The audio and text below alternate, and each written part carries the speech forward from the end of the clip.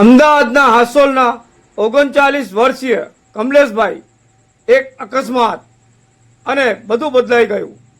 72 કલાક સુધી ડોક્ટરોએ બધી મહેનત કરી પણ અંતે જાહેર કર્યું કમલેશભાઈ બ્રેન ડેડ છે, એટલે કે મગજ કામ કરવાનું બંધ કરી દીધું।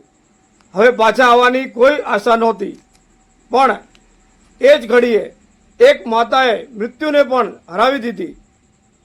માતા ભારતીબેને આંસુ સાથે એક નિર્ણય લીધો। બોલ્યા, મારો દીકરો ભલે ગયો પણ તેના અંગો દ્વારા 6 બીજા લોકો જીવિત રહેશે। એક લીવર, એક કિડની, એક સ્વાદુપિંડ, 2 આંખો અને ચામડી, એટલે કે એક પુત્રના જવાથી તેના અંગદાને 6 પરિવારોમાં જીવન પાછું આપ્યું। સાંભળીએ આરએમઓ ડોક્ટર રાકેશ જોશીએ કહ્યું કે ભારતીબેનનો નિર્ણય આખા સમાજ માટે પ્રેરણા છે। અંગદાન એ જ મહાદાનના થીમ પર કામ કરતી અમારી ટીમ દ્વારા ગઈકાલે રાત્રે સિવિલ હોસ્પિટલમાં 245મું અંગદાન થયું।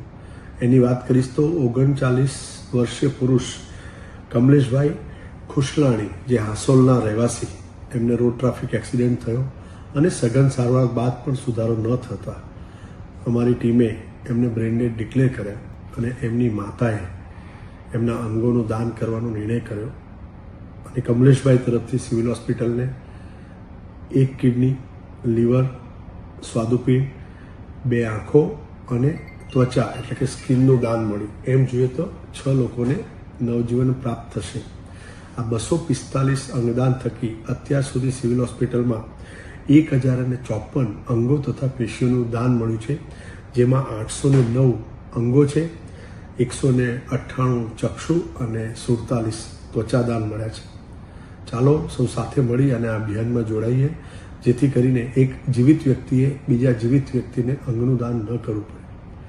ગઈકાલે જ્યારે કમલેશભાઈને રિટ્રાઇવલ સેન્ટરના ઓપરેશન થિયેટરમાં જ્યારે લઈ ગયા પહેલાંની જે અમે પ્રાર્થના કરીએ છીએ, એમાં એમ કહીશ કે એમનું સમગ્ર પરિવાર 35થી 40 લોકો એ પ્રાર્થનામાં જોડાયા અને દરેકે આખા જ ફેમિલીએ એક ખૂબ અગત્યનો અને અંગદાન કરવાનો નિર્ણય લઈ અને એક સમાજમાં ખૂબ જ મહત્વનું ઉમદા દ્રષ્ટાંત પૂરું પાડ્યું છે।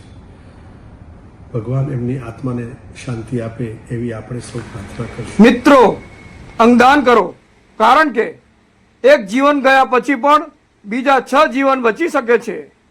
આ વિડીયો કેવો લાગ્યો?